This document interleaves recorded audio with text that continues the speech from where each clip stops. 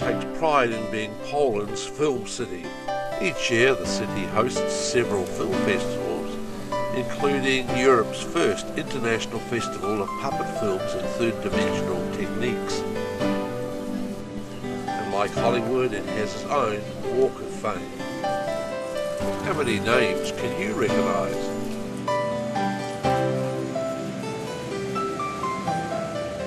Founded in 1948, the National Film School is a world leader in film education. It's produced 3 Oscar-winning film directors. The crowd was waiting for the opening hours of the Museum of Cinematography. The museum is housed in the former 19th century residence of a local textile magnate, Karl Schreibler. He was called the Cotton King, and in the 1880s he rebuilt his home in a neo-Renaissance style. This is still preserved and is an unexpected part of the film museum.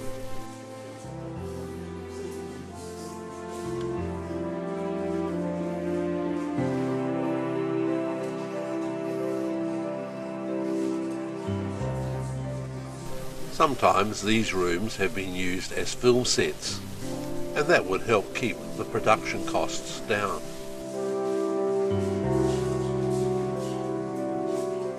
It's impressive and it shows what you can do if you've got money to spend, but it's not my style of interior decorating.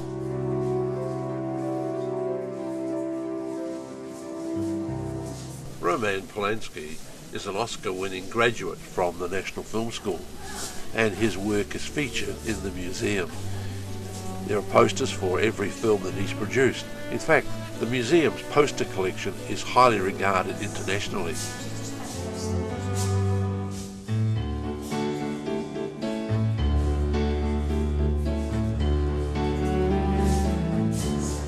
While cinema is moving into digital technology now, the museum concentrates on the film aspects of its past.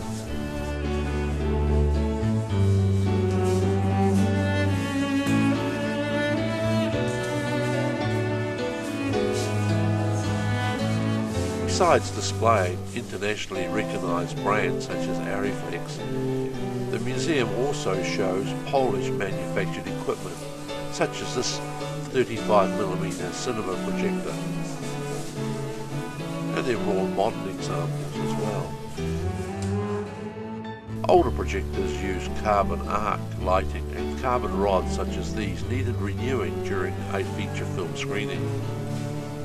This limited the size of the reels that a projector could handle. And while carbon rods provided the lighting for projectors for well over half a century, they are ultimately replaced by modern technology such as these xenon arc lamps, which enabled projectors to show a whole feature without change. A highlight for me were magic lanterns, a technology which predated the cinema and were used for both commercial and home entertainment. They used beautifully produced and often hand-coloured glass slides. Later images were on lengths of film strips. This magic lantern shows that glass slides came in different sizes. As cinema technology developed, there was demand for home use as well. And so magic lanterns were often converted to show lengths of cinema film. One of the interesting things was, where did they mount the rotating shutter? And with the early conversions being hand cranked, they produced a flickering image on the screen. But very quickly the magic lantern was superseded by purpose-built home cinema projectors. A good example of this is the Pathé Baby, introduced by Charles Pathé in 1922 to support the new 9.5 cinema format. Besides 9.5mm, the Pathé company also produced 28mm, as seen here, and 17.5mm gauges. A pair of portable 35mm professional projectors. These enabled travelling cinema shows to be set up easily. The parallel with the development of film was the development of ways of viewing still pictures and 3D images.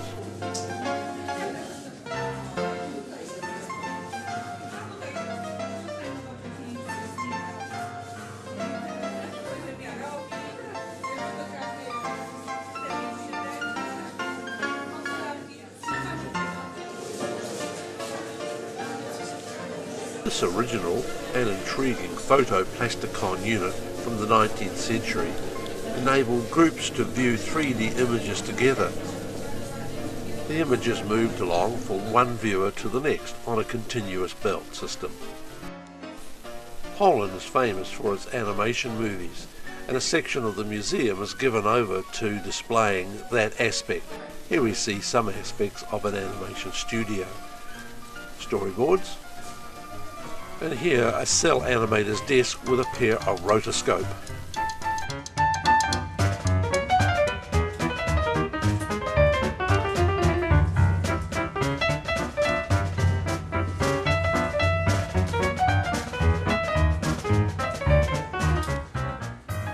This unit is a rostrum camera for photographing frame by frame the individual cells. 24 cells gives 1 second of screen time. And this is a flatbed film editor for editing lengths of film and soundtrack. Besides using cell animation, Polish studios also specialised in stop animation. In this process, tiny movement of solid figures was photographed frame by frame.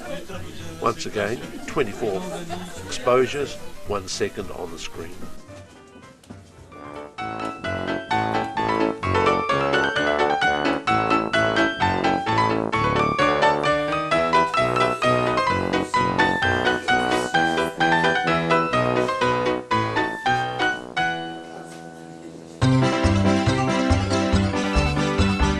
Polish animation films have won many awards over the years and have proved very popular with their audiences.